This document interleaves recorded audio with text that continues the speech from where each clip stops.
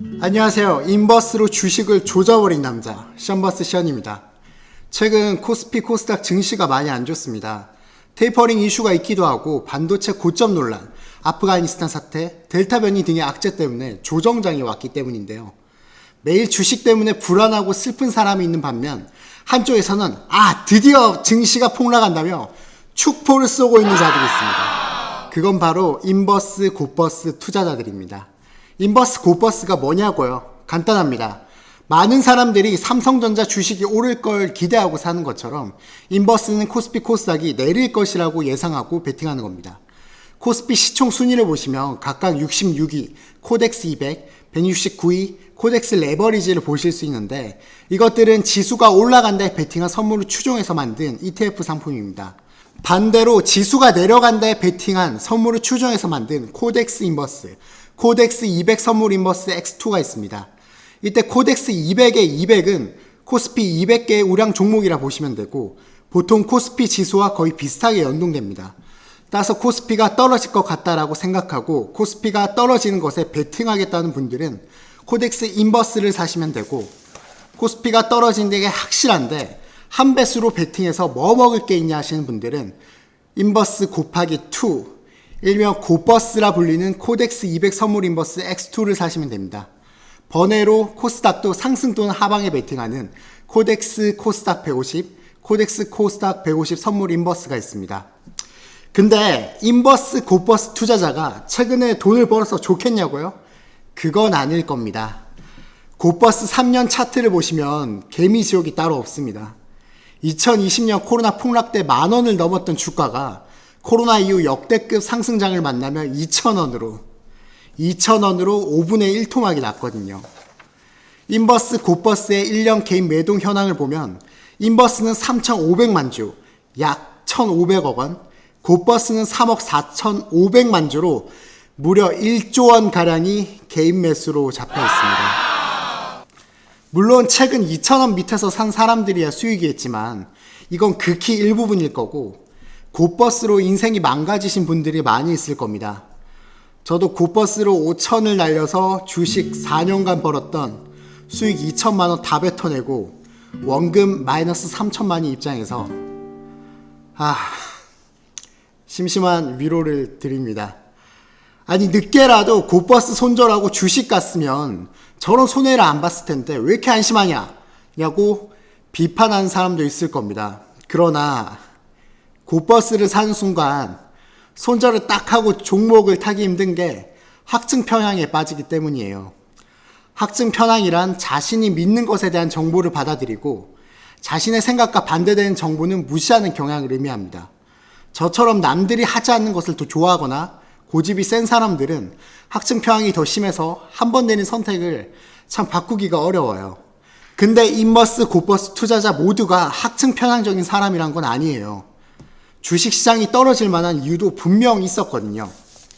자, 지금부터 제가 굿버스를 샀었던 이유이자 현재까지도 굿버스 인버스 투자자가 굿버스 인버스를 사서 버티는 이유에 대해서도 한번 말씀드려 보겠습니다. 첫째, 실물 경제와 주가의 괴리율입니다. 코로나 때문에 사람들이 서로 만나질 못하고 소비가 정체되니 자영업은 물론이고 많은 기업들이 경제적으로 어려워졌습니다. 또 천령들은 기업이 사람을 뽑지 않아서 취업도 어려워지고 돈도 없으니까 소비는 위축되는 악순환이 반복되고 있습니다. 근데 지금 코스피 코스닥 주가를 보세요. 3,000과 1,000은 넘은 지 오래고 계속 올라가고 있습니다. 미국 나스닥은요.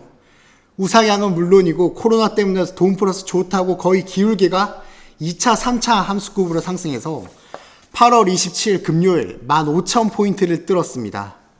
이번 대상승장에서 주식을 오래 했던 사람이 오히려 돈을 더 벌지 못하는 걸 많이 보셨을 겁니다. 그 이유는 박스피에 10년간 시달리고 주식은 상승과 하락이 반복될 수밖에 없다는 경험이 빠른 익절과 손절을 만들어냈기 때문인데요. 한마디로 꾸준히 존버가 불가능했기 때문입니다. 그래서 한쪽에서는 올라간 건 반드시 내릴 수밖에 없다고, 코로나가 경제로 어려운 지금 증시 상승은 거품일 뿐이라고, 이 거품은 무조건 터질 수밖에 없다고 생각했기 때문에 인버스, 굿버스로 개인 자금이 몰린 겁니다. 근데 인버스 곧버스 투자자가 간과한 게 있어요. 코로나 시대가 시작된 덕분에 이득을 본 기업들이 있습니다. 대표적으로 온라인 쇼핑몰 플랫폼을 갖춘 아마존 쿠팡, 비대면 시대를 가능하게 해준 마이크로소프트, 줌, 네이버, 카카오 등등이 있죠. 아시다시피 이 기업들의 주가는 진짜 미친 듯이 상승했어요. 사실 단순하게 생각하면 코로나로 전 세계가 망하는 게 아닌 이상 소비와 업무 활동은 지속될 텐데 코로나로 수혜를 볼 기업을 찾아야지 내가 당장 경제적으로 어렵다고 부정적으로 생각할 게 아니었습니다. 그리고 미국 연준이 양적 완화를 대놓고 한다고 발표했을 때 금융 시스템의 붕괴는 없는 것이고 이 코로나로 풀었던 막대한 돈들이 어디로 갈지를 생각했었어야 했습니다. 지금 새로운 시대적 산업인 전기차, 기후변화 관련한 탄소 관련 기업, 우주항공 쪽에 돈들이 몰리면서 미친 상승을 했는데 기존 서비스업, 제조업이 좀 어렵다고 증시가 내려간다고 생각한 건 참 어리석었어요. 풀었던 돈이 워낙 많다 보니까 돈의 가치가 하락할 수밖에 없었고 이호석 SK증권 팀장님 말씀처럼 작년에는 현금을 숏해야 된다. 즉 현금을 가지고 있지 않고 뭐라도 샀어야 됐습니다. 그리고 코로나 백신을 맞고 서서히 코로나 치명률이 떨어짐에 따라서 사람들이 다시 소비를 시작합니다. 그리고 침체된 경제를 살리기 위해서 세계 각 정부에서 대규모로 투자를 계획하며 해운, 조선, 건설, 철강업이 업황이 굉장히 좋아요. 식물 경제가 어려워서 주가가 떨어진다고 생각했던 건 각 정부의 빠른 대응을 예상하지 못했던 인버스 투자자들의 실수인 것 같습니다. 두 번째는 자산 가격의 급등과 사상 최대 규모의 빚입니다. 이게 현재 인버스 투자자들의 핵심 논리인데요. 2020년과 2021년 현재까지 한국 부동산은 말할 필요도 없죠. 미국을 필두로 전 세계 부동산 시장이 초호황기였습니다. 금리가 최저 수준이니 너나 나나 빚내서 집을 사는 게 대세가 되었기 때문인데요. 집값이 급등하고 패닉바잉이라고 영혼까지 끌어모아 집을 사는 것이 당연시되고 있고 집값을 못 잡은 정부에 대한 원망은 더더욱 커져가고 있습니다. 부동산만 그럴까요? 주식도 똑같습니다. 아니 초딩도 주식으로 3천만 원 땡기는데 주식은 신용미수를 풀로 땡겨서 해야지. 그래야 빨리 자산 격차를 따라잡을 수 있잖아요. 건전하게 우량주를 사서 모은다면 참 응원할 만한 동학개미 운동이겠다만 얼마 되지도 않는 돈 굴려봐야 씨알도 안 먹히는데 증시 상승과 더불어서 너나 나나 할 것 없이 신용을 땡겨서 주식을 사는 것이 당연시되고 있습니다. 위 그래프는 금융투자협회에서 한국 주식시장 신용잔고를 나타내는 건데 코로나 폭락 이후 꾸준히 상승해서 현재 무려 25조에 달하고 있습니다. 주식 신용만 있으면 다행이죠. 한국의 가계빚은 1,800조 원으로 사상 최대 규모이고 2020년 실질 GDP 1,836조를 따라잡기 직전이에요. 인버스 투자자의 논리는 이렇습니다. 자산 가격이 신고점을 갱신하고 있고 빚의 규모도 사상 최대인 지금 빚이 많다는 것에 대해 우려감도 커지고 경고등도 커지게 되니까 조그마한 악재에도 증시는 크게 폭락한다는 믿음이에요. 특히 한국은 미국이 긴축을 시작하기 전에 먼저 대응해야 자산의 해외 유출을 막을 수 있으니까 빠른 금리 인상이 일어날 것이고 그래서 미국 주식은 몰라도 한국 주식만큼은 폭락할 거라는 거예요. 또한 걷잡을 수 없는 인플레이션도 정부의 긴축을 빠르게 할 것이라는 게 인버스 투자의 대표적인 근거입니다. 실제로 최근 증시 하락도 물가 상승이 너무 빠르니까 미국 테이퍼링이 빠를 거다라는 우려였고요. 그리고 2008년 금융위기에서 돈을 많이 풀어서 위기를 극복했던 건 당시 싼 가격에 물건을 계속 공급했던 중국이 있었고 풀린 유동성을 중국이 흡수했기 때문에 괜찮았습니다. 근데 지금은 모든 나라에서 돈을 많이 풀었기 때문에 엄청난 인플레이션은 절대 막을 수 없다는 의견이에요. 실제로 원자재 값이 폭등하면서 물가가 계속 뛰고 있죠. 마트만 가더라도 계란 한 판이 10,000원 가까이 하고 있고 식당을 가면 너나 나나 할 것 없이 1,000원, 2,000원씩 올라서 이제 5,000원으로 밥 한 끼 먹는 것은 상상도 못하는 시대가 되었어요. 물가가 끊임없이 오르면 빈부격차가 심화되고 서민들 생활이 더 어려워지니까 풀었던 돈을 회수하기 때문에 증시는 폭락할 수밖에 없다가 중심 논리인 거예요. 실제로 한국은행은 금리를 인상하고 있고 각 은행들도 대출을 막고 있습니다. 금리도 오르고 대출을 막으니까 점점 불안해지는 건 맞는 것 같아요. 근데 한쪽에선 금리가 인상되는 만큼 경제 성장이 가능하다면 문제가 되지 않는 것이고 테이퍼링 또한 빚을 서서히 줄이려는 것이고 경제 회복에 대한 자신감이니까 걱정할 것 없다는 의견도 있습니다. 참 이 빚잔치의 끝은 파국일 것 같긴 한데 그 끝이 언제일지는 아무도 모르는 거니까 그 타이밍을 맞춘다는 게 어려운 것 같습니다. 인버스 투자자들은 지금이 그 파국이라고 보는 것이고 주식 종목 투자나 코덱스 200과 같은 상승 ETF에 투자하는 사람들은 아직은 상승장이 끝나지 않았다고 보는 것이죠. 자, 세 번째로는 폭락론자와 음모론에 대한 믿음입니다. 유튜브나 뉴스를 보면 항상 폭락을 외치는 사람들이 있습니다. 그들의 의견은 정말 그럴듯해서 많은 인버스 투자자가 이들을 추종하고 있는데요. 바젤3가 어쩌고 저쩌고, 버핏 지수가 어쩌고 저쩌고 하며 부동산이고 주식이고 다 망한대요.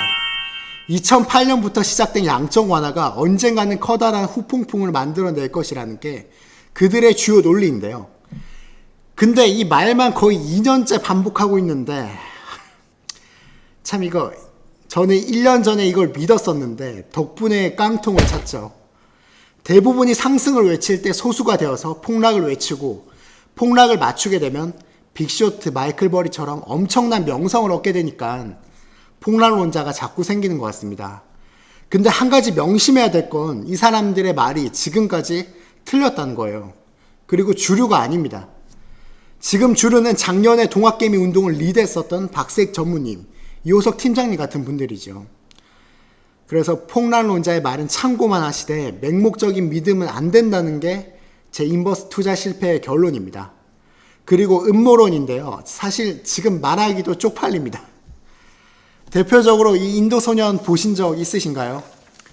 아비드 아난드라는 어린 예언가인데 2020년 코로나 팬데믹을 2019년에 예측해서 화제가 되었습니다. 신기하게도 2020년 말 변이 바이러스까지 맞췄기 때문에 2021년 초에 경제가 붕괴된다는 예언을 많은 사람이 믿기 시작했습니다.